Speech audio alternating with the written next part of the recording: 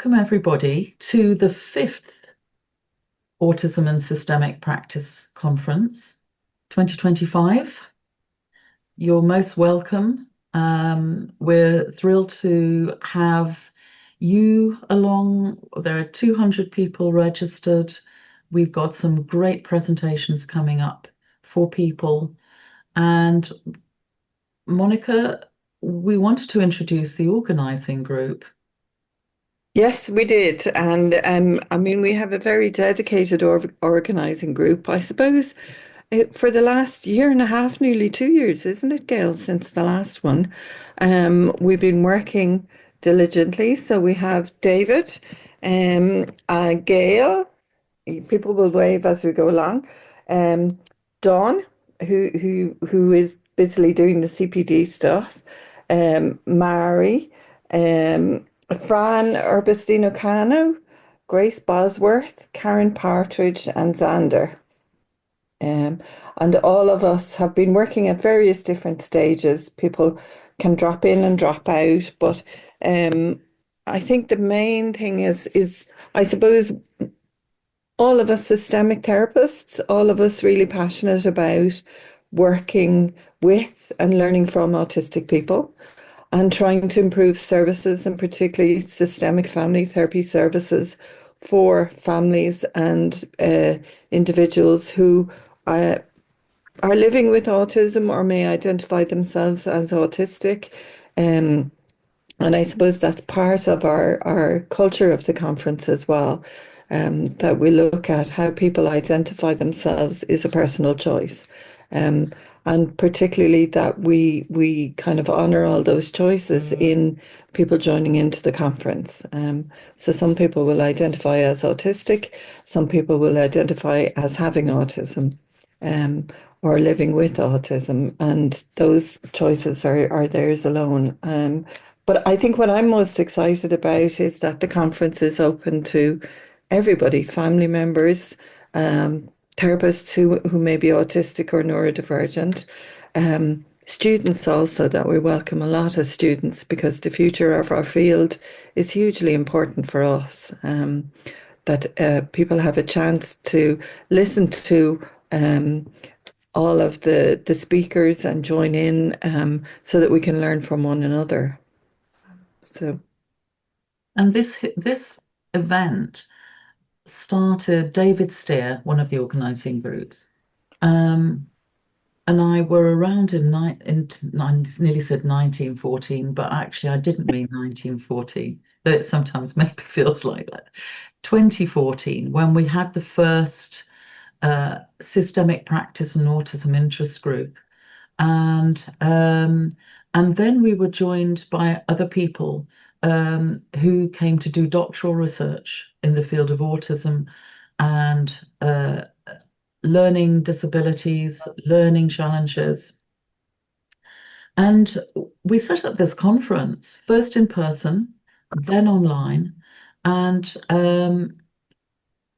it's been an important conference, politically, really, because the history of theorizing and designing services for people who are autistic has been very much created from an outsider perspective, sort of professionals as experts, professionals who are not like that.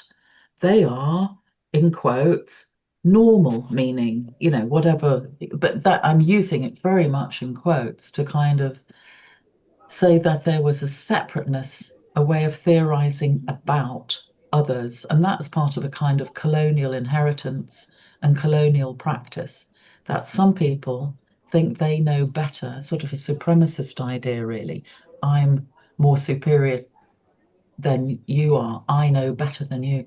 So this is very important for us to look at in all our professional histories, including the systemic community, but particularly mental health services, who have created categories of people who've then been ascribed to diagnostic categories and treated as patients, as people who are less capable of knowing about their own lives, as people who are certainly not capable of theorizing themselves and their own communities. And we've seen that with people who are neurodiverse, with queer people, with people who are, whether they're trans or gay or both or whatever. And and these categories often try to tell single stories. So one of the interests we have in this conference is on intersectionality, that people are more than a single story, they're more than just autistic. And one of the problems is that these diagnostic categories and these labels, which are very useful in some instances, people speak about them being very important and very useful, sometimes restrict what people see in each other.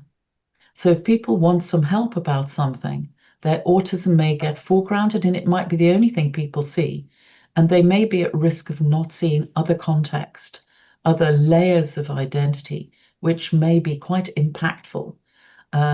So issues to do with race, to do with gender, to do with sexual orientation, sexuality, age, and so on, might be invisible filters that professionals are not recognizing are in play for them or others in people's worlds. So these are very interesting and important matters for us to consider in this conference. And for some reason, systemic practitioners often don't see themselves as having a role to play.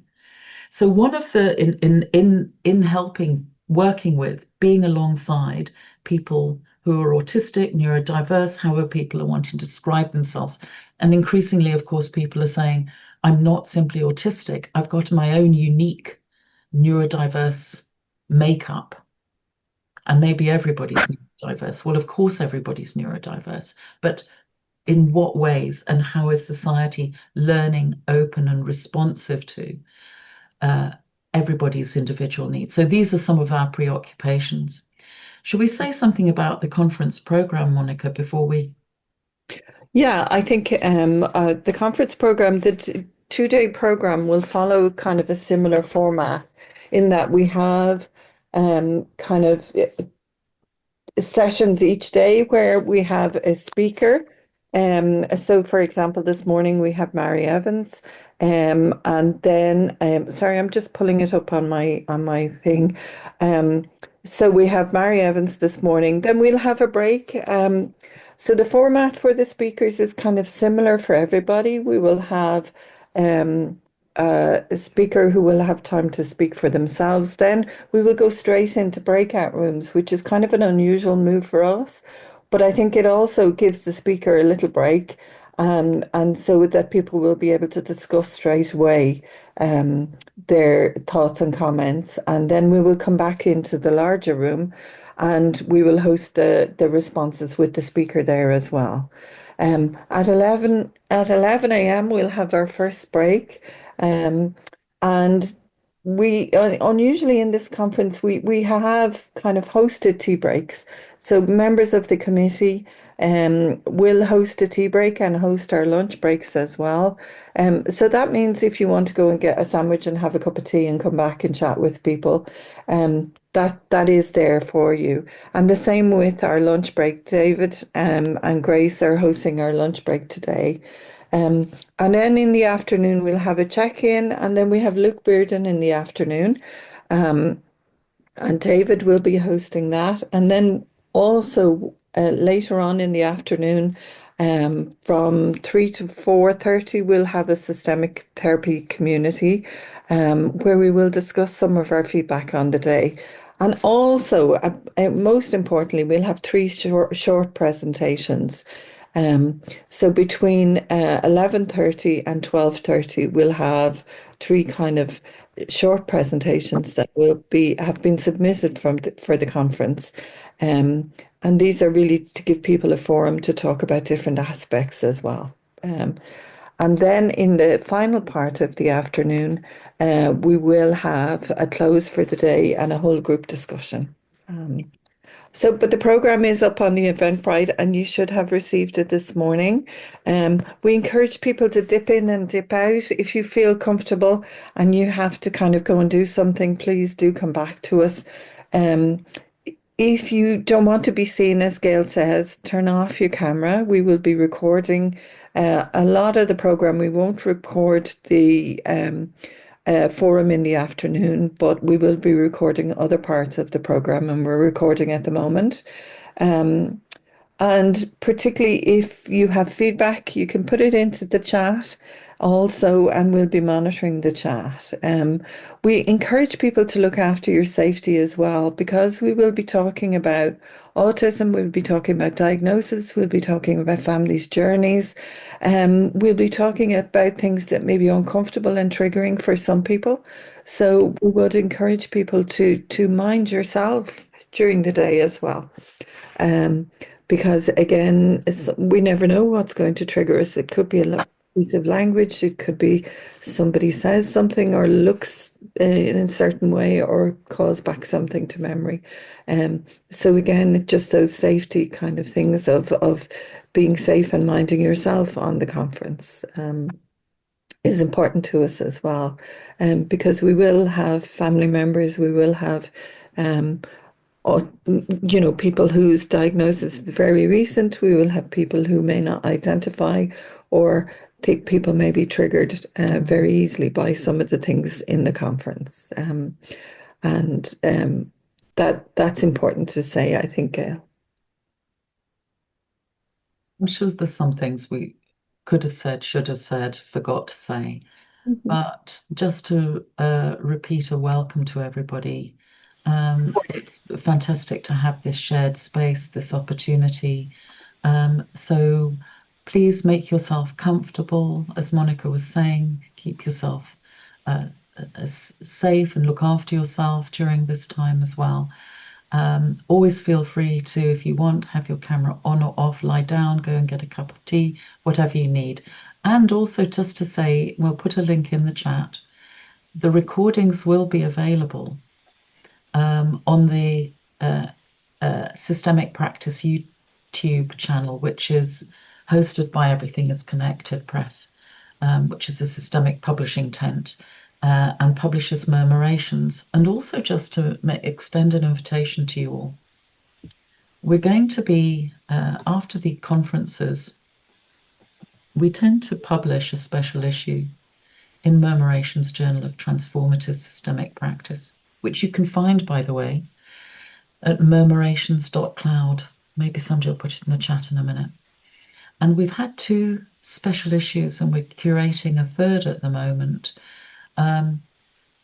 We invite interesting papers, politicized papers, community attuned papers. We're not interested in dull, dry research reports, though they're useful, but that's just not what we publish. We're interested in people's lived experience as members of the public and as professionals. So if you look at murmurations.cloud, and we'll post a link later, you'll see there's a call for papers. And we invite any of you to have a look at what we are asking for, inviting, and see if you feel there's something you would like to offer. And if you would like a chat about that, email us as well. So without further ado, I'm going to spotlight you, Mary. Mary, how nice to see you. And you? Hi. Are you okay? You said you're a little under the weather.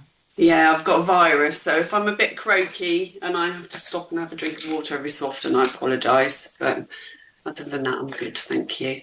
So it's It's great to great to be have you here. here. I mean, you and I have known each other for quite a while now, and I'm very happy to have this position of introducing you.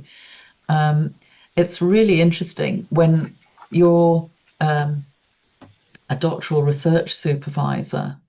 What happens is you start off by thinking you're offering learning to somebody else, and doctoral researchers think I'm going to get learning from my supervisor, but things shift, things change, and your doctoral researcher, the person you're maybe offering research supervision to, as I was with Mary, actually becomes, of course, much more knowledgeable because they are studying things in real time, and developing not only awareness of what's going on in their own specialist area, but they're creating new knowledge. And so it's been an absolute joy to work alongside Mary and learn from her um, and read your papers and learn from your papers. So I feel very humbled having had the kind of contacts, but we've co-written things. There was a great chapter that you played a very important part of for the Handbook of Systemic and Family Therapy that came out a couple of years ago. Massive handbook, wasn't it? Yeah, huge. Like with 5 million chapters in it. Well, let's say at least 100. And we were in our chapter was with Fran Norbistondo Cano, Sarah Helps, and Ingrid Flam was in uh, I can't remember which of the volumes, but anyway, it's a good chapter. And if anybody wants to read a copy of it, I'm sure there's a way of making it available um, in the chat today or some other route. But also, Mary, we'll try and put up some links to some other papers. Like I'm thinking of your autism paper. Now, pause there in your visual memory, people, because Mary wrote a paper on autism called spelt OUGHTism and talked about the implicit compulsorynesses that of people's experience, particularly of mothers, what mothers of autistic children are expected to be like, do, feel, respond in certain ways. And it was a really brilliant systemic contextual reframe of how people are impacted by context. And the context might be a narrative one of what people are and aren't allowed to do, expected to do. But it was a very good spotlight onto the experiences of parents. And of course, your doctoral research was very much around gender and the oversight of the diagnosis of autism in girls and the impact on mothers of the lack of diagnosis, the ignorance, and lack of attention to parents, particularly mothers of autistic children. You draw a lot on your own lived experience. And maybe you'll say a bit about that in your own introduction of yourself. But you're a great writer, and I really encourage people to read Mary's papers because they're very accessible. They're really nice, nicely written. And you've been part of this organizing group for years, except you've been elevated to presenter now. So the rest of us have been doing some organizing, and you've got a sort of going to have a recording frame around you, and that's very special for us. And thank you for coming and presenting at this conference today. So, Mary, you're talking about neuro-informed not knowing and relational curiosity. I'm very interested to hear more about that because curiosity is a well-used systemic term and it doesn't mean nosiness. Well, I'm saying that you might have a different framing and we're going to hear about that, but it's a well-used term and I don't think people often think about what that means. So I'm very interested in how you put the word relational in front of it. And also not knowing is a well-known, commonly used systemic term that we should stay open. We shouldn't be looking through prefigured lenses at what we're expecting to see, because guess what? We'll find it. So this neuro-informed not knowing, I'm really ready to hear about. So Mary, without any further ado, thank you again for coming and presenting, sharing your ideas with us. And I'm going to hand over to you to introduce yourself. Are you going to share your slides? Or Yeah, I can share my slides. okay, That's let fine. me just Thank you. see if you need my permission to share your slides. I think it's doable now. I think it's set up and doable. Okay, So that's good. it's been done. Thank you. Thank you. I mean, what a lovely introduction. I feel like I'm not going to live up to it now. But thank you, Gail. And thank you so much for all the support you've given me over the years. Because I mean, what an experience. I suppose if anybody is here now thinking, should I explore a systemic doctorate or not, I'd say absolutely go for it. It was one of the best things I've done. I really enjoyed it, and it was just such a great opportunity, really. So I'll leave that with people. Yeah, I have got a virus today. I'm not 100%, so I'm a bit wobbly, but that's fine. We're all like that sometimes, aren't we? But I'm just sort of putting that out there at the beginning. And I think what I'm sharing today, it connects to this being the 5th conference, really, because I presented at the first conference, which, as Gail said, was face-to-face. And then that was just before I studied my doctorate. And the conferences, as they've gone along, have kind of been my journey as I was studying. And now I'm at the other end, and I feel like I've gone full circle in a way. And some of the things that I thought about at the beginning, before my doctorate, I'm back to thinking about now as a systemic therapist. And that's very much as there's no one right way to work with autistic people. And I think it's so important that we hold on to that, and that everybody that comes into the room to meet you is unique. And I suppose that's what I want to talk about today. It's, how can we know enough about autism that we can still see people's uniqueness and connect with their uniqueness.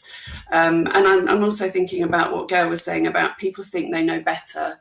It's what can you know in order not to think you know better? And I think that's a little bit of what I'm sharing today. So it's kind of a scrapbook of ideas. It might be a bit messy, so go along with me, and hopefully everyone will just take away at least 1 or 2 things from it, really. So I'm going to start sharing. Hopefully this is going to work.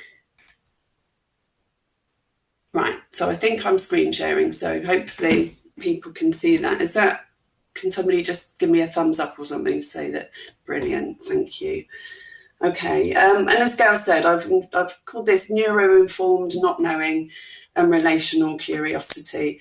I'm smiling to myself. We're systemic therapists. We've always got to come up with some wordy kind of title, haven't we, really? So the plan is to look a little bit at not knowing. And as Gail said, some of these really fundamental systemic theories, and I wanted to revisit systemic theory with autism as a lens and neurodivergence as a lens. So I thought what it might help to know in order not to know. What do we need to know in order to kind of sit back and really be curious? I touch on neuroillusion, diagnosis and the diagnostic double bind, and then some thoughts for practice. And Gail mentioned autism, so if there's time I'll revisit autism for those of you who maybe don't know so much about that. So, as Pierce said, we live in lives filled with meaning, and one of our life challenges is to manage those meanings so that we can make our worlds coherent and live with our social lives with kind of honour and respect. And I was thinking about the different parts of me that I bring to this presentation, really, a number of which Gail's sort of touched on already. I'm neurodivergent, I'm autistic, I'm the mother of 2 neurodivergent children, but there's no singular diagnosis in our family. My husband's got MS, my children have got a number of different sort of neurodivergences, I've got a number of neurodivergences. So, we're just a patchwork of things, aren't we, as human beings? And I think if you just see one label or diagnosis and think that's what that person is, you're missing so many other things about them, really. I grew up as the mother, as a child of a mother with cerebral palsy. My mum always taught me about the ability and disability, and I'm really thankful to her for that as well. Yes, I did my doctorate. My doctorate was exploring autism diagnosis and the experience of mothers of girls. And for me, that was really important because it was about hearing people's stories and making sure their stories are heard. And that's something I've tried to continue doing post research, really, is to keep those voices being heard. I'm a systemic family therapist. My experience is across CAMS, adult mental health, neurodiversity services, and I've also got a social work background, so I've got that grounding in child protection and social care.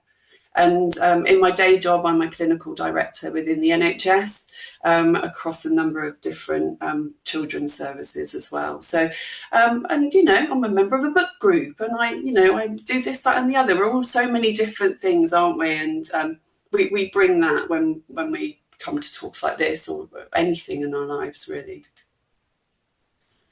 So I'm going right back to 1988, and you know, things I learned in my systemic training, and I was thinking about the idea about the client being the expert, and Anderson and Gulishan's talking about not knowing. So they spoke and they said to not know is not to have an unfounded or unexperienced judgment, but it refers more widely to the set of assumptions and the meanings that the therapist brings to the clinical interview. The excitement, and I love the idea of the excitement for the therapist is in learning the uniqueness of each individual's client's narrative truth, the coherent truths in their lived stories. And therapists are always prejudiced by their experience, but they must listen in such a way that their pre-experience does not close them up to the full meaning of the client's descriptions of their experience. And that can only happen if the therapist approaches each clinical experience from the position of not knowing. So that's each time is the first time. Each time is unique. And to do otherwise is to search for regularities and common meaning that may validate the therapist's theory, but invalidate the uniqueness of the client's stories and thus their very identity. So 1988, a long time ago, but still really, really relevant and really pertinent for therapeutic practice now. So I was just hoping people might put a few things in the chat. Just thinking about what I've just said, so considering Anderson and Gulishan's comments, how do you think this relates to the way in which people approach working with autistic or other neurodivergent people and their families? I'm hoping somebody's going to pop something in the chat there. How do you think that relates to how we work with autistic people and their families?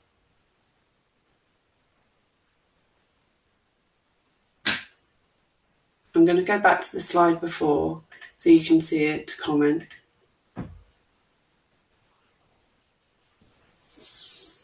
I'm checking you're all engaged and awake here.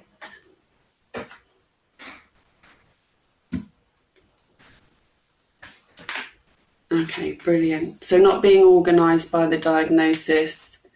Someone said they can be a prejudgment. Okay, but someone has also said 90% of my autistic clients show up with very similar issues, which is important to hold in mind as well. Not to assume that one method works in the same way for all autistic people. Yeah, absolutely. Careful to challenge medical model deficit assumptions. Yeah. Okay, so lots of helpful thoughts. And then about exploring curiously with the person. And yeah, David's put down that's the bit I was saying, when you've met one person with autism, yeah. And someone's put, can sometimes judge people's experience and difficulties in the lens of their autism. Yeah, so that's kind of given as the answer, isn't it? Thank you. Thank you, that's really helpful. Okay. So, some of what I thought would be helpful today, and this is where I've sort of said it's a scrapbook of ideas really, was thinking about things it might help to know so that you can consider not to know. Because if we go in with a completely lack of knowledge around autism or neurodivergence, there's a risk that we will bring other preconceived ideas and we won't fully understand somebody. But if we come with too much of a fixed idea about autism and neurodivergence, equally we won't be curious about other things. So there is this sort of neuro illusion really about what autism is and what autism looks like, and I've put some kind of stereotypical kind of pictures here really. So the idea about autism and learning disabilities, we know some people are autistic and have learning disabilities, but not all autistic people have learning disabilities. So there's still some understanding from some people that that's what autism will look like, although it's changing over time. The idea of like Rain Man and the savant skills. So, if you're autistic, you're going to have, an extreme interest in something and you're going to be brilliant at it and you're going to have this kind of expert skill. The idea that it's kind of something you'd be able to see that someone's autistic in the way they're behaving. And those old stereotypes around, boys lining up cars and stuff like that. I was reminded of it. I was on the plane last week, probably why I've got a virus, to be fair. I was on a plane last week and I was sat in a row where I knew there were two autistic teenagers sat either side of me. And there was a boy sat in front, and the boy in front had a learning disability and he was autistic. So his behaviour alerted people on the train to him being autistic and being neurodivergent and having a learning disability. One of the other people sat next to me was very anxious and autistic. Her behaviour, I think, probably didn't look like she was autistic and anxious. Her behaviour looked like she was probably quite a rude, inconsiderate person, if that makes sense. And I heard the people in the seat behind me talking about the autistic boy in front. And they had two autistic boys in front of them. But I think they were talking about the autistic boy sat in the row in front of us.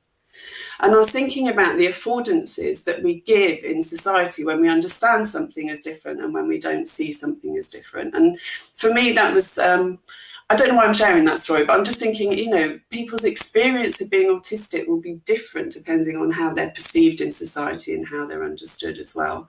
And they'll bring that with them to the therapy room. They'll bring the kind of stigma and judgments and things dependent on their varied lived experience, really, and how society responds to them and how society understands or supports them. When I completed my research, as Gail said, I spoke to mothers of autistic girls, and this was very much some of the kind of ideas that people had about autism. So, I just said it was typically boys quietly rocking in the corner, screaming and shouting. People who weren't able to sit on a carpet and listen and they just wander off. It's very much the kind of no eye contact and fiddling with small parts of cars. My perception was generally negative comments about it. Autism was not a good thing, and it was perceived by other people as not a good thing. And therefore, if you're autistic, you come with a not a good thing label. So this was the kind of early thoughts about autism for these mothers before their daughters were diagnosed. I have to say it changed quite significantly when their journey with their daughters changed, and they were able to see some of the strengths and unique things to celebrate about their daughters. So as we know more about autism, more people are being referred for an autism assessment or diagnosis. And I wanted to share this really because it's changing narrative at the moment. It was very much once autism is a childhood, and I'm going to quote this disorder. And there was never really any thought to what would happen when an autistic person became an adult. We now have more and more autistic adults identifying as autistic, either because they're seeking a diagnosis or because they're identifying without a diagnosis, quite often following the diagnosis of one or both of their children or all of their children, because they're able to see some of their lived experiences in their children. What this means is that we've got a growing number of people with known diagnoses who are children beginning to become adults, and there's more of an awareness within services that we have autistic adults. We've also got an overrepresentation of autistic people in mental health services, in social care, in homelessness, in prisons, because we're beginning to understand more about presentations that we fit within the kind of diagnosis of autism. So it highlights why it's really, really important for us as therapists to understand more and know more about autism, and not to make it the special thing that some people work with. And I suppose that's the message I really want to share. This is not the special thing that some people should work with. This is the thing that everybody needs to know about, whether someone has a diagnosis or not. I'll probably keep reiterating that as we go along.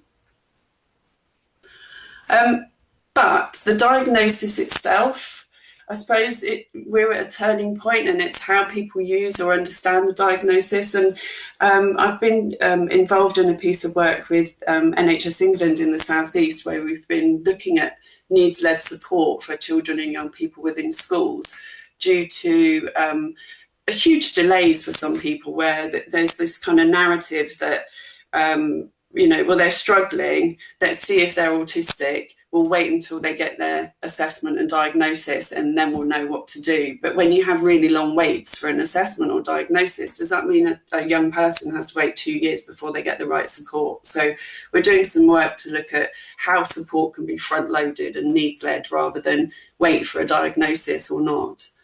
And actually, what parents ask for is maybe different from the diagnosis itself.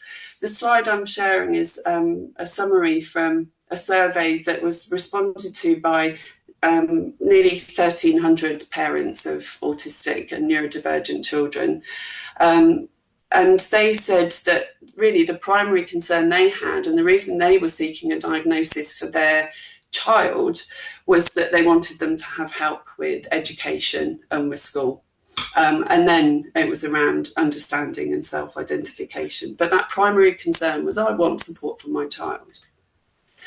Likewise, when they were seeking an ADHD assessment and diagnosis for their child, it was for help with education and school. So if we are always front-loading autism diagnosis and assessment as the priority, what are we not doing as well? And I'm saying that knowing the benefit of a diagnosis, and I know that self-understanding is really, really important, but it's just thinking about, the journeys that people are on. And also, and I'm just going to leave this as a question, but how might the previous responses have differed if the question was put to adults about why they would be seeking a diagnosis? And then would it be, understanding myself would be at the top?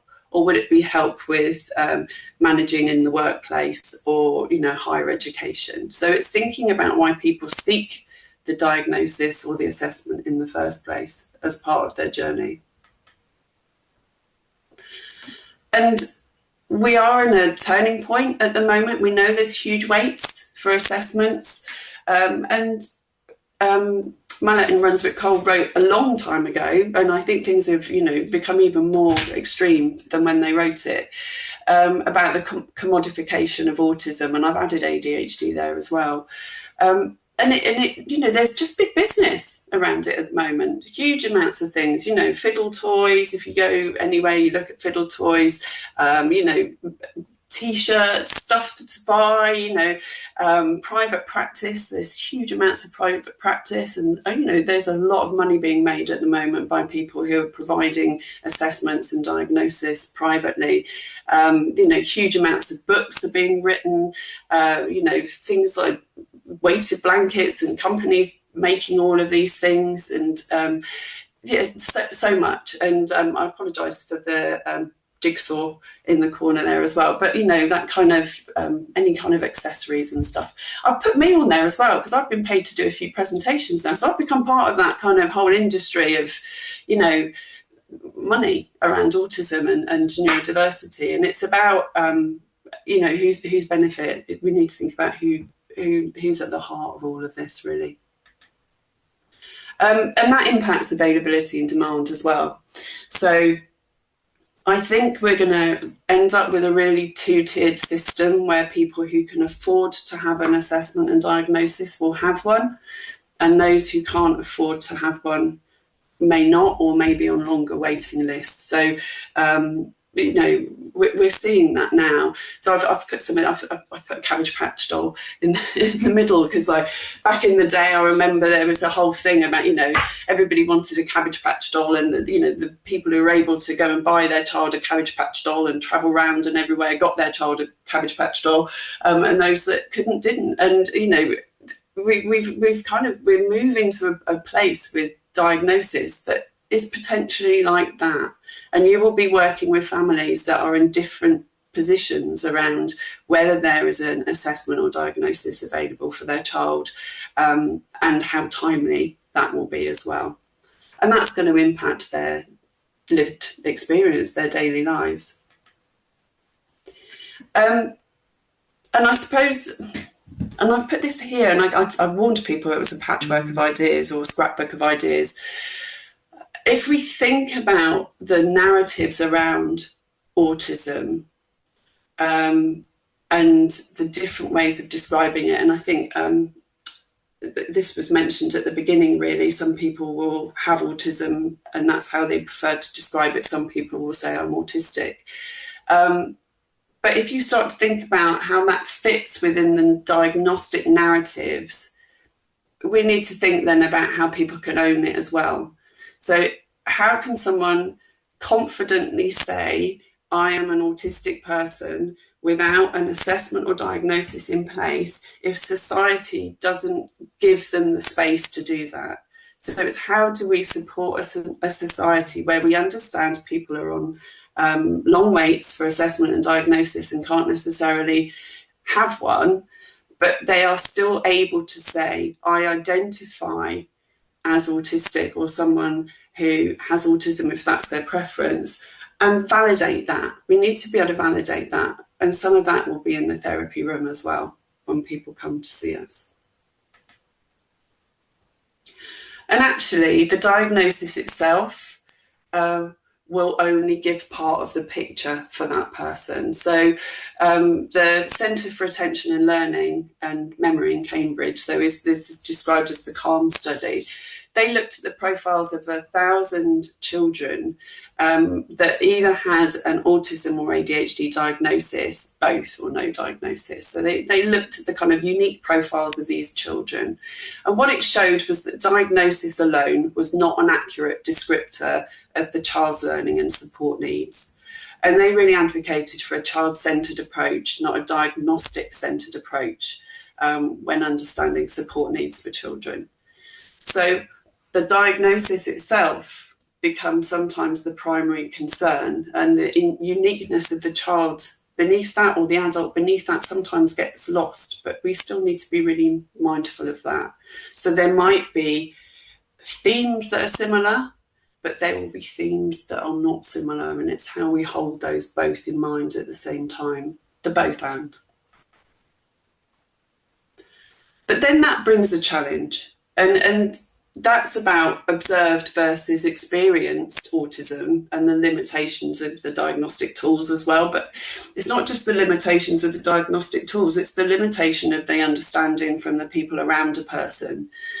So with young people and adults who mask, so they're able to kind of go under radar with their autistic traits or behaviours.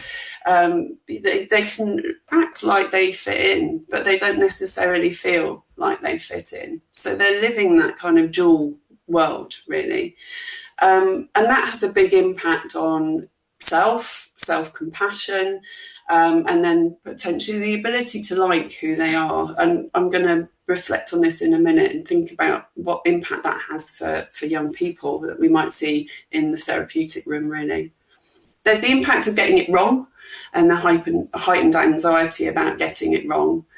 And, there's research out there to show that this has potentially devastating consequences, because camouflaging and unmet support needs are, high risk markers in terms of suicidality in autistic adults. There's also the risk of misdiagnosis and misdiagnosis. So I was talking about the plane experience earlier, where one young person was behaving in a way that would be seen as very socially unacceptable, but wouldn't have been understood in the umbrella of autism and neurodivergence. It would have been labelled as, well, that person is being, rude or misbehaving, etc. And then that also has an impact on education and absenteeism from or within school, because people are struggling so much in school, but their needs aren't met and they're not understood.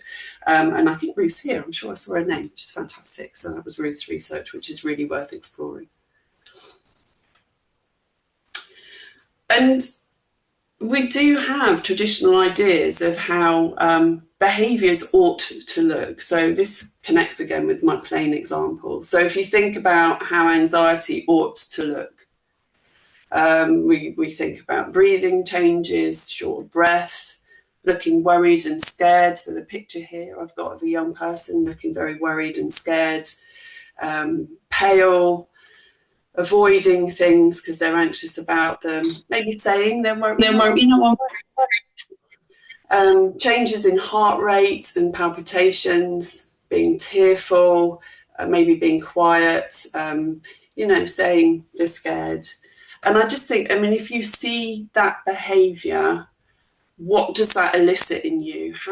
And just maybe a few words in the chat, if you see somebody behaving like that, what do you think you would do in response to that person? Especially if you're a parent or a teacher, what would you want to do? Yeah, you want to soothe them, yeah, and give them comfort, offer them care, reassurance.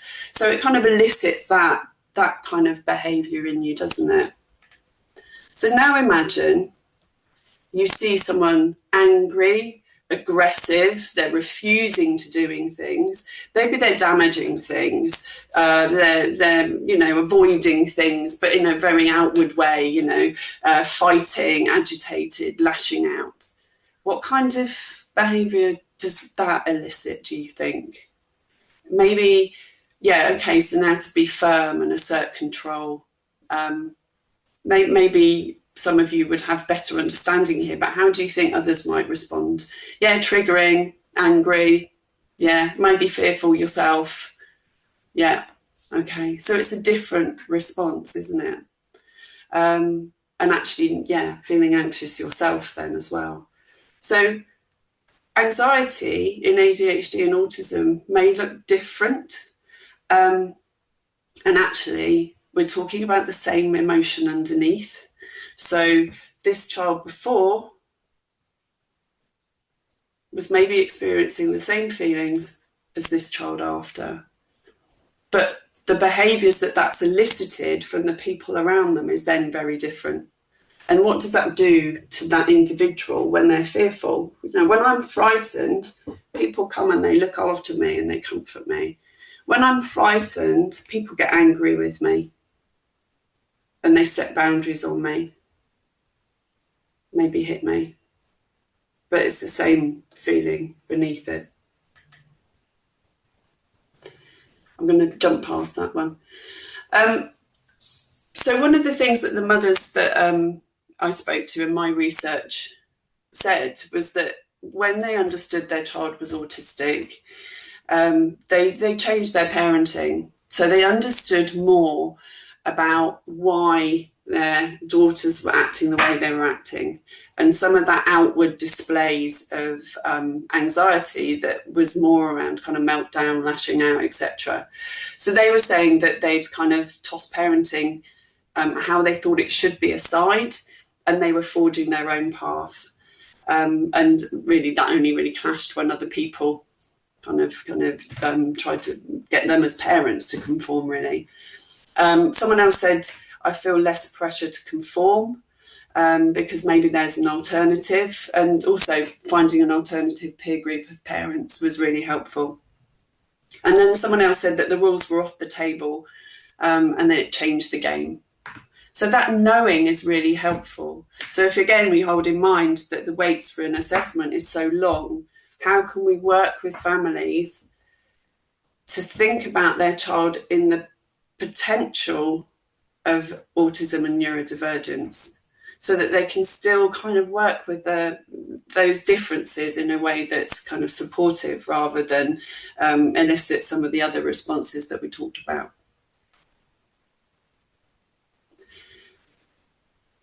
There's also a risk, I think, of when people do get a diagnosis, we end up with this diagnostic double bind, which some of the parents that I spoke to talked about. And again, it's just really helpful to be mindful of this when we're working with families. So there's that kind of wait to see if they're autistic, because then we'll do X, Y, Z. So, the potential autism is identified, but, support is delayed whilst waiting for the autism diagnosis. But then people were saying, you've got the official diagnosis. It's not as easy for people to fob you off. They've got a condition. They can't turn around and say no. So they're able to say, well, look, my child's autistic. Please, provide the support that before you said you won't, because we don't know. But then other parents were saying, well, now we've got the diagnosis for our child, we're told that they're not able to access that support because they're autistic or because they've got ADHD. So families are kind of split in this double bind. Your child needs to be autistic to get support.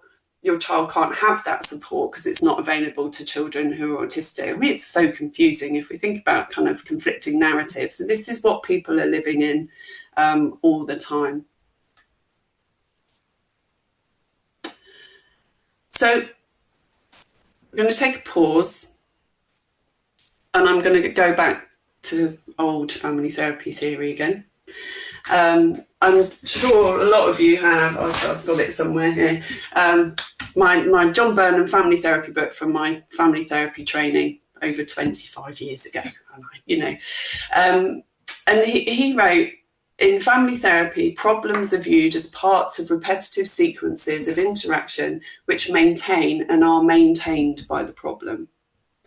And he said that practitioners using a systemic approach aim to identify and change the meaning and function of a presenting problem within the context of such a system. Okay, so this is what John wrote. And John was one of my supervisors on my doctorate and was my systemic brain all the time. When I started going off down kind of different routes, he would always bring me back and challenge me. He was fantastic. So hold that in mind and consider John's comments. Is autism the problem? And what is the impact on therapy if autism or ADHD is seen as the problem?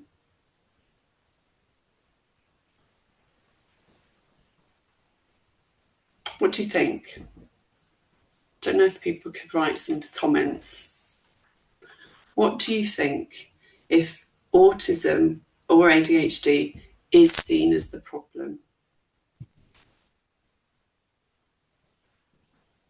Somebody said therapy becomes individual. Therapy can become about changing the autistic person. Then we look to treat it, so we look to treat the autism. Responsibility is placed on the person with autism. The person is seen as the problem. It individualizes the problem into one person. Change becomes difficult. Yeah. It takes the diagnosis of the problem and doesn't consider anything else about the person. Thank you. That's all really helpful. And I think that's the risk, isn't it? And I think sometimes autism is seen as the problem, and therefore people feel they can't work with that family because there's nothing that can be changed. And people feel that that's, not something that's accessible, really.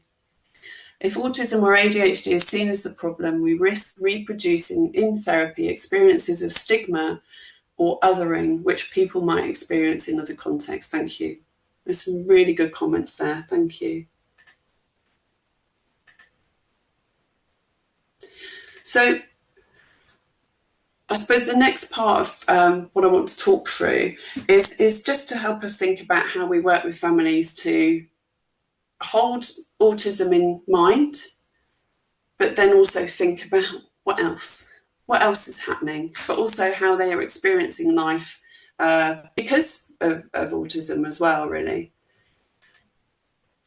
So was thinking about hermeneutics, backshadowing, foreshadowing as one thing. So when we meet with people, there are different narratives about diagnosis within a family. People will have different stories about autism and what it means to be autistic or have an autistic family member. There'll be no one story. There'll also be an impact depending on when the diagnosis was. So sometimes if there's a diagnosis later, you'll work with families and they can look back on their experiences pre-diagnosis, but they're looking back with a new lens. They're now understanding the past in the context of autism, whereas they might not have done before. And that can be really helpful to explore. But then also there's the impact of foreshadowing and coping with the present. What if they don't manage school? What if they don't ever get married? What if they don't this? What if they don't that? So it's about what we can then do to help them think about the future as well, and not kind of shadow the future with the kind of, negative consequences that they think might happen, really. So it's really important to kind of explore all of these narratives and what autism as a diagnosis or ADHD as a diagnosis might play in that. And also to acknowledge that we've got the neurodiversity kind of movement. People are talking very positively about the strengths that autistic and neurodivergent people have, and we know there are many. But we also know that life can be really tough, especially for autistic young people. And it's really important to be able to understand that their experience may not fit with the positive neurodiversity narratives. And we've got to give space for that. You can't kind of go, oh, but it's great that you're autistic. No, that young person does not feel that being autistic is great. They want to be like their friends. They want to not have the stress and the anxiety that they experience. And you might meet young people where autism is awful. And we need to be able to hear that. We can't just move to, it's great. That there has to be space, and also for parents, because the risk is that we don't hear then, and we create kind of double masking in a way. And then other people it will be, oh, it's great, I understand who I am now, I understand why I never fitted in, it just makes so much sense, I've found my tribe, or a bit of both. I mean, Monday it might be great and Tuesday it might not be.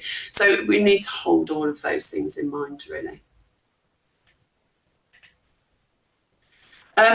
And I spoke earlier about, this is really patchy, I told you it was a scrapbook of ideas, I'm really scrapbook of ideas. I was talking earlier about the way anxiety might present, and there's research that the amygdala may function differently in neurodivergent people, and there's been research around autism and the amygdala. And the amygdala is the kind of part of our system that it was kind of like the fear center. So in the brain, it's the fear center and the alarm system. So, if somebody comes around the corner with a banana, you go, oh my gosh, it's a gun. Oh no, it's not a gun, it's a banana. And you're fine. But with the amygdala, if it kind of gets triggered and doesn't function properly, and this happens with PTSD when there's extreme fear, the trigger impacts the hippocampus, which is the part of the brain that forms new memories. And if it's thrown out, that's not able to function. And it also impacts the prefrontal cortex, which is the part of our brain that regulates our emotions and our decision making. And then we're unable to control responses. So if you think about when a young person or adult is in extreme meltdown and sensory overload, that part of the brain that does the thinking and the rationalizing isn't functioning in the same way that in a kind of a PTSD response, it doesn't function to kind of process things, really. If you think about that in the context of interactions, and if you think about a parent and a child interaction, for example, on the left here you've got the young person, so maybe the young person I showed earlier with those behaviours, at that moment in time, if they're in a sensory overload or meltdown, or they're experiencing distress, the internal part of their body, all of those kind of hormones and chemicals and everything flying around, is what's overarching and what's controlling.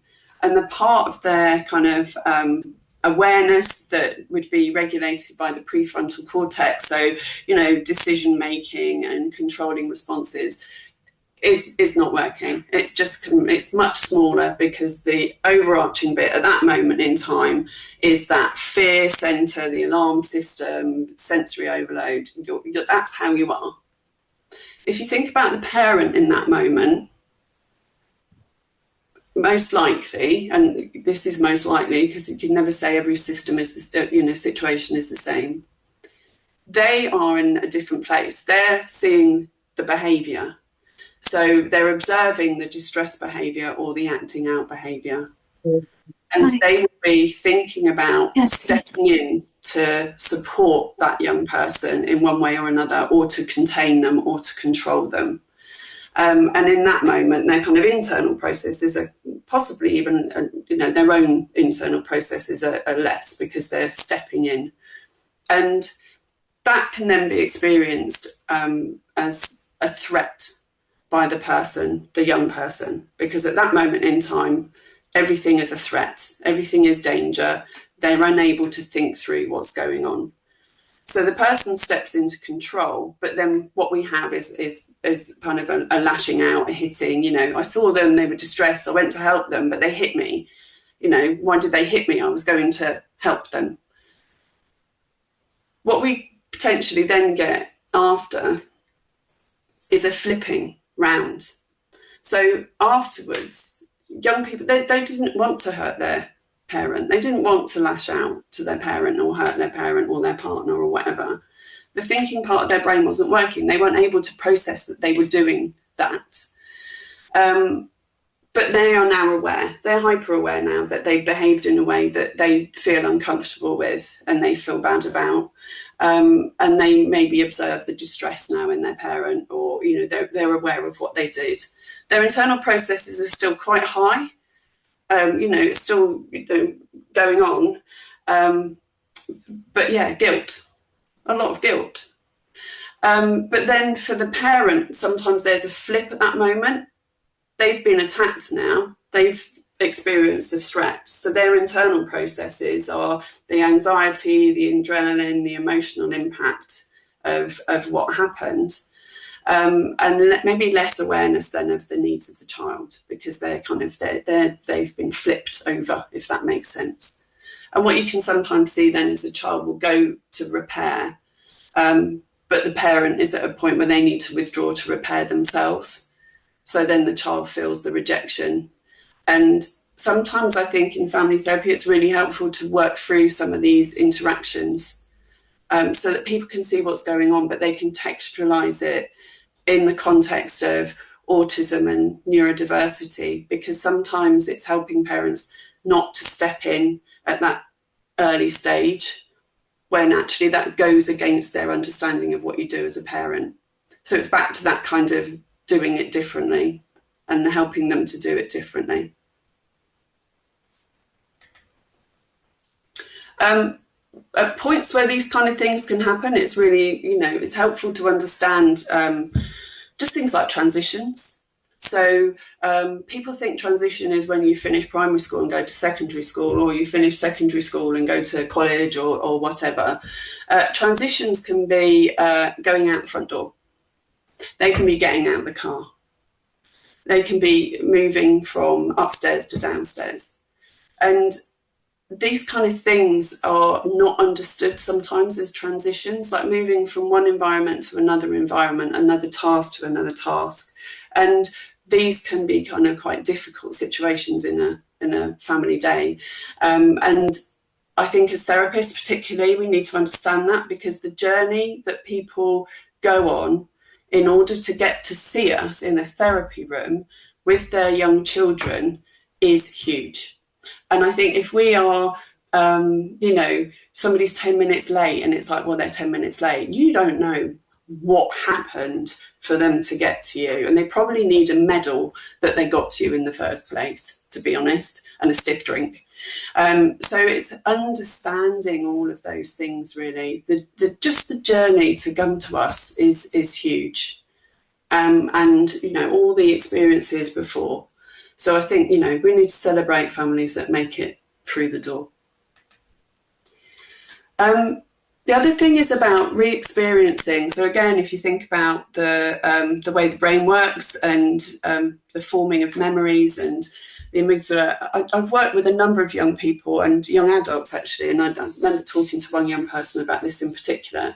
When we were talking about anything that had happened before, it wasn't like, oh, I'm here now and I'm talking about this thing that happened then. It was talking about this thing that happened then makes me feel like it's happening now. I feel it again. All the feelings that I had are there again. So as therapists, we need to be mindful that our discussions about difficult things probably make us feel quite like the aggressor in a way, because we're bringing those feelings. And it's being really mindful of that and how we talk about that. And maybe talking about talking is really, really important. What's it like to talk about the things that happen to you? What can we do to support you with that? And really don't underestimate sensory processing and the impact of sensory processing on people's lived lives. Sensory processing in food is really important to be mindful of, especially because if you think about a child or a young person and a parent, one of the things you do as a parent is you feed your child and you give love through food. If a child doesn't eat the food you give them, then you feel they've maybe rejected your love. Also, if you keep trying to get a child to eat something that they feel really, harmful, then you're being experienced in a way that's harmful. And I remember talking to a young lady, she's in her 20s, about her mother's journey to understanding why she always needs the same spoon. And it was just so meaningful to her. The day her mum actually understood that, she was really important you have the same spoon. I'm the same, I need the same knife and fork, I don't like weird ones. So socks, barbed wire socks. If you're trying to get out of the house, if you think again about transitions, and this family are trying to get to you, but the socks that that their child is putting on feel like they've got barbed wire in them, and their parent is stressed because they're trying to get out the door with the child, but the child is stressed because the socks are really hurting their feet. It's huge, and the impact that has on people's lives is huge, and it's important to understand those things. And I've kind of put that there because it means there'll be different points in the day where there are huge amounts of anxiety for families because of transitions. Eye contact, we've talked, most people will know about eye contact. Yes, Marks and Spencer do sell good socks. I'll second that. Marks, eye contact is, we understand eye contact sort of stereotypically is that when someone's looking at you, then they're listening to you. For a lot of autistic people, when they're looking at you, they can't listen to you because they're working so hard to be looking at you. So it's about creating situations in which people can feel comfortable not to look at you, and that they're listening even though they're not looking at you. And sometimes that's about using techniques in the therapy room that actually divert gaze elsewhere, because it's quite intense sitting opposite somebody.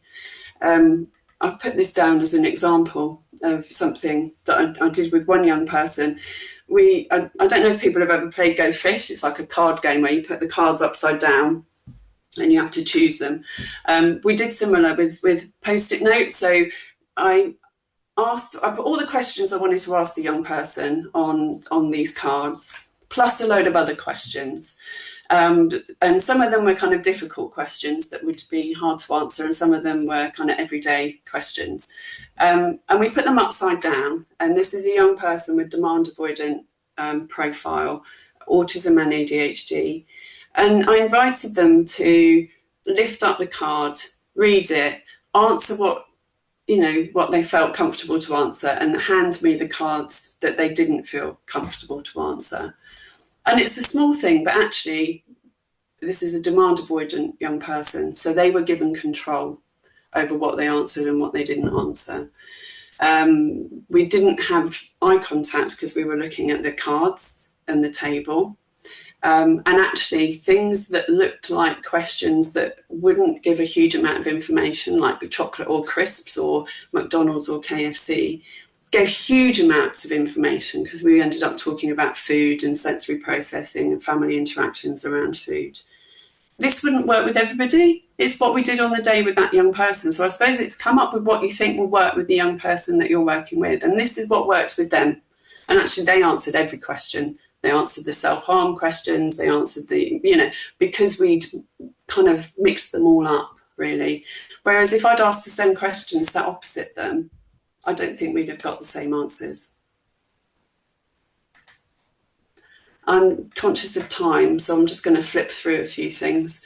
The other thing is, some families, it's very much about helping them understand what might be a trait as part of being autistic or ADHD, or what might be around sensory processing, and what's just their child, but also how these things all cross over as well. And I found sometimes just drawing it out on a big flip chart can be helpful, because I've worked with families where they just need to stop doing this. Well, actually they can't stop doing X, Y, Z, because that's part of being autistic. So it's helping families to kind of explore collectively what might be an autistic trait, or what might be ADHD, what might be sensory processing, and what's just them, what's just their likes and stuff. And actually you could end up just drawing a circle here where I've put Ben around the whole lot again, because actually it is all part of their child, but there's different bits that are maybe less in control and more in control. And another thing that has been really helpful in helping families talk about ADHD and autism in their families, I took from a workshop I went on with David Pentecost years and years ago. And I've always found this really helpful. And it was to ask families to bring in something that connected to autism. Well, with him it was ADHD, but I do it for autism as well. Bring in something that connects with autism or ADHD in their family, and to talk about it. And I've had some really interesting things brought in over the years, and actually sometimes it's been really telling. One young person brought in a bag of Haribo, and they said about how they brought Haribo in because their brother wasn't allowed to eat Haribo because he has ADHD, so his mum and dad didn't let him eat Haribo. And that was really touching, because it opened up a story about how she felt he didn't get to do some of the things he did. Someone else brought in a red t-shirt because they talked about seeing red and when they got angry. I've had parents bring in all of their EHCP paperwork. Young persons brought in their medication. So again, it's about opening up stories and narratives, and these differ in different families. And then back to family therapy theory. Structural family therapy. So sometimes having an autistic child or different numbers of autistic family members can have an impact on how families interact and the structure within families. So think about what patterns of interaction are there in the family, and what part does autism and neurodivergence play in this? What are the subsystems in the family, and has being autistic or neurodiversity played a part in how they have been formed and impacted?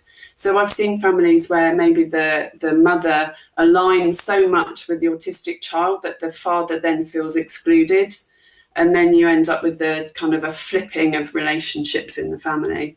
So what can you do to bring parents together so they're still like parental unit? So who's close and distant and when? And is autism playing a part in this? And does autism play a part in the family hierarchies? And is it that autism has the most power? And how can family relationships or even autism be reframed in a way that works better for the family? And there's a risk of diagnostic overshadowing as well. Sometimes it's, we work with families. There's a huge impact on that family of having, one of the children or both the children or 3 or 4, being autistic or parent, and how that impacts on daily life because of school and interactions and family, wider family and friends. And, we need to be curious about all of those things. But that doesn't mean that other stuff doesn't go on.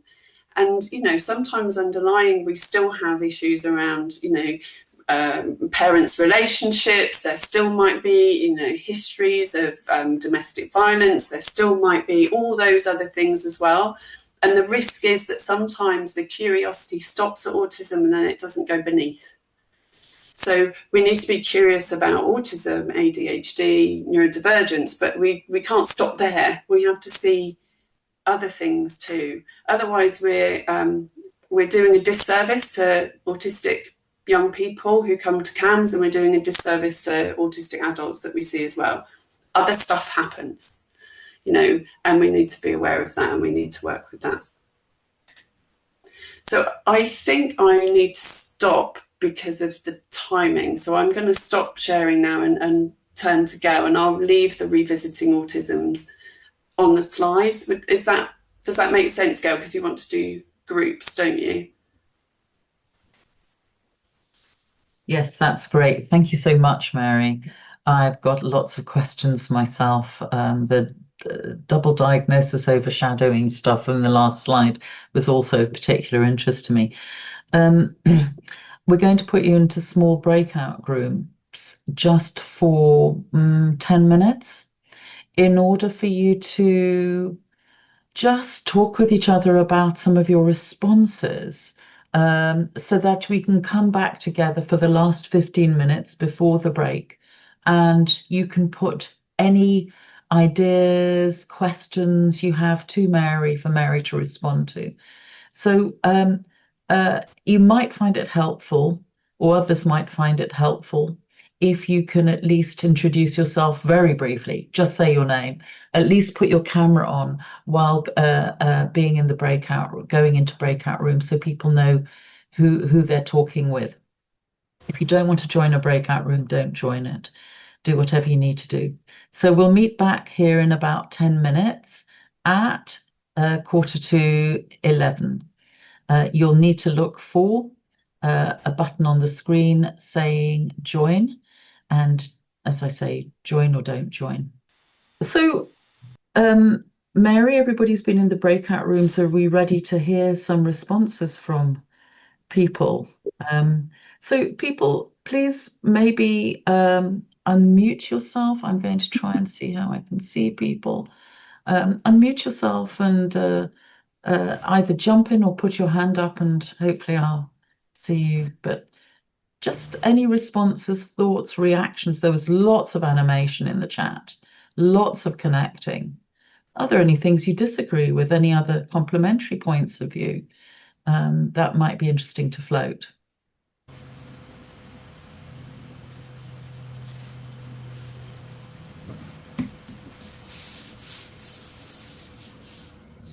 People have unmuted themselves. So Tammy, go ahead, please, Tammy. I was talking about maybe my own lived experience as a neurodiverse person, and being diagnosed in my early 20s. I found like a sense of safety when I would come across other neurodiverse people, and part of that safety was kind of assuming that their neurodiversity acted or worked in a similar way to mine, and that led to a few misunderstandings. And I feel like I was really reminded about that and earlier in this presentation, and I'm currently in the process of unlearning the kind of assumption that, oh, they don't probably also like bright lights, which I learned recently that no, some people do not like bright lights and hate it. And just as a silly example, but kind of just knowing that even though I understand my own neurodiversity very well, I do not know anything about the individuals. And yeah, kind of just working through that. That's a really helpful reflection. Thank you. And I think that plays out in families as well, because you can have neurodivergent people within a family who are all very different and have different needs, and that can sometimes be quite hard for families to manage, because it's understanding that even though you've got the umbrella term, that your needs are very, very different, and it's how to allow space for that and understanding for that as well. But it's a really helpful reflection. Thank you.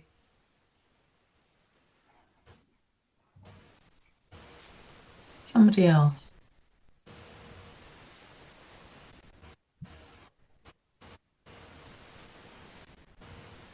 What was happening in the breakout rooms? What were some of the themes?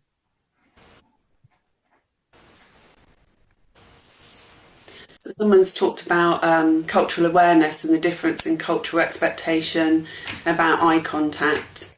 And that's a really helpful point as well, isn't it? Because I think in different countries, like Korea, for example, if a young person holds eye contact with an adult, it's thought of as rude. So things that we actually put within our diagnostic criteria for eye contact, for example, you score 2 automatically on an ADOS, but in different cultures, not holding eye contact would be considered acceptable and the right way to interact, rather than something that would be seen as sort of divergent and different. It's a helpful point.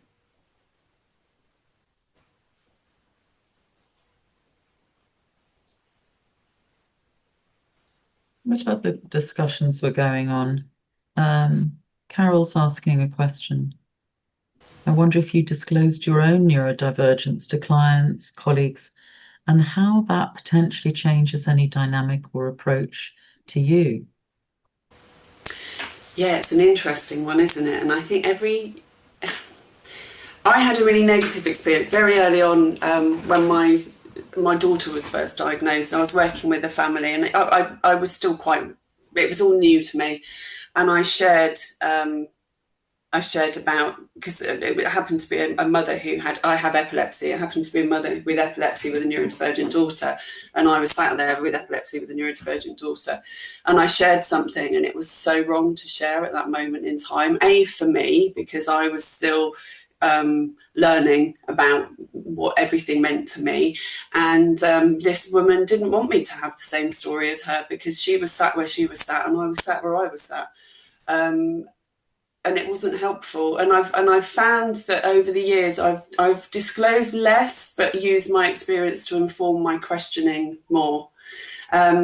Although the other day, I was with a young person the other day, because I'm slightly double jointed on my arms, and we were, playing around with different things and making connections. And rather than sort of say I was autistic, I mentioned, you can tell we're all neurodivergent in this room, can't you? But it was just that. And with another family, I've not mentioned it at all. So I think you've just got to be really careful what you share and how you share. But I think in some contexts, it's more shared in an understanding of how you're talking about things and understanding things, rather than naming it. I don't know if that answers that question or not. It might be a bit of a rambly answer, but I think it really varies. But I would err on not sharing rather than sharing in the context of working as a therapist within CAMS, for example. It's interesting what people want from conversations when they come to a service, when they come to see a therapist or some kind of practitioner, because some people want to know you're listening, and they just want listening, and they don't actually care who you are and what your experience is. They want something, or they want to feel that there's something in progress that they feel is going to arrive where they need it to arrive. For example, with a referral for a diagnosis, or interaction around advice. But sometimes people need to feel understood. And that's maybe, I think, where sharing can come in, and one can always qualify it with, and I don't know if you do that, Mary, with, my experience will still be different to yours nevertheless. But there's been a lot of moral judgment implicit, I think, in the psychotherapies around not sharing over time. But that's not really what we're talking about here. We're talking about what's useful and what's a good fit. How would you respond to that? That's me talking, actually, from my experience of being a queer person working in a queer therapy practice. Yeah, I mean, I think the point you made is people need to feel heard, and that's the important thing.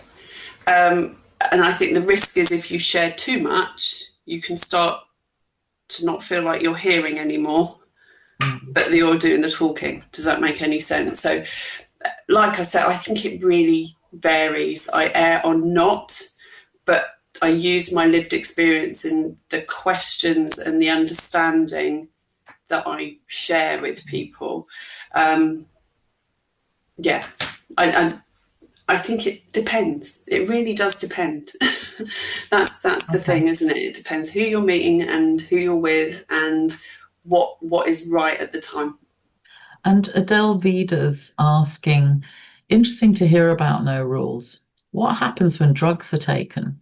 And sorry, it's just jumped off my screen. When drugs are taken, overspending occurs with a young adult. And in addition to that, Jennifer's added no rules and no boundaries and low demand are all different things. Relational first, boundaries important. And Claudia's added, I like your question, Adele, because it poses a real dilemma around safety and implications for others and harm for self. So any thoughts, responses to that, Mary? Yeah, I mean, I think low arousal doesn't mean no rules and no boundaries. And I think rules and boundaries are really important. And I think young people can feel frightened if they feel there's no structure around them. But it's having that knowledge about what it's no rules and no boundaries isn't necessarily reflected in terms of not stepping in when someone's having a meltdown, for example. You can still have rules and boundaries, you can still have structure. People need structure in their lives, but maybe it's not forcing people to do things that they really can't because of their neurodivergence. And that's where you start to have that kind of flexibility. And it's really hard for families to know, where am I pushing my child against something that I really can't push them against? And where am I not putting a boundary in where actually there needs to be a boundary?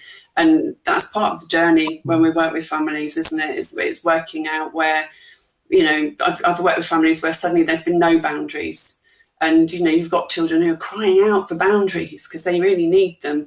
And sometimes it's kind of reining it in again and helping families to think about, which battles are the ones they need to fight in terms of boundaries. And again, it's that journey, isn't it? It's that relational journey and exploring the pattern that's got things to where they've got to. So working with one family where, a parent who had a really strict background didn't want to be strict with their children, and then their child's autistic and they've gone to the point of having no boundaries at all, and that's been really destabilizing for the young person. So helping bring that kind of history into the room. So why is there no boundaries, and what does that mean to you? What was your experience of being parented? And then what is your experience of being a parent and parenting your child? And what part does autism play in that? But also what part does your own background and history play in that? So it's bringing all of those things into the room, isn't it? There's no easy, you should do X, Y, Z, because nobody's a blank sheet, are they? Everybody brings their lived experience and the oughts, how they think they ought to parent and how they think other people think they ought to parent. And it's bringing all of that into the mix, isn't it? Just before we go into a break, maybe one more point from the chat, but actually an invitation to everybody to, as Monica mentioned at the beginning, we have hosted tea breaks. We have live tea breaks and lunch breaks where you can stay connected and carry on the conversation. David Steers asking, is ADOS acceptable for systemic practitioners to use? Depends what they're using it for. I mean, ADOS is an assessment tool for autism that's got people have got their own views on ADOS, and it's primarily a tool that was developed around the assessment of boys, for example.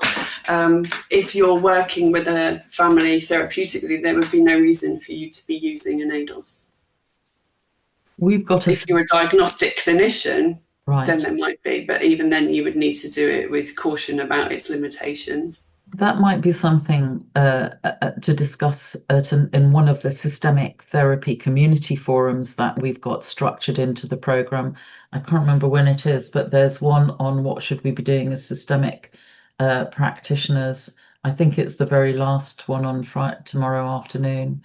But Mary, let me just thank you for really stretching, informative, and practically useful as well as theoretically rich presentation set of ideas. Thank you so much. And really enjoyed that. I'm sure everybody else did. Could you please can we just do something different? Like put those twinkly things on one screen. Hibak's managed to get a sparkling heart up. Other people have got the yellow clapping hands. But you can also, people, just unmute yourselves for a minute and just make a noise, say thank you. Woo! Yeah. Well done, Nikki. Thank you. Thank you. Very much. Yeah. Thank you. Great. Thank you so much. Thank you. That was great. Thank you. That's lovely. That's Thank you. techno human voices. Thank you again, Mary. That was wonderful. Please, people, if you want to stay on, if you want to take a break, we'll be meeting back at 11:30 for the next session of short presentations. Let's start on time for that. But stay in the tea break if you want. Carry on the conversation. Thank you again.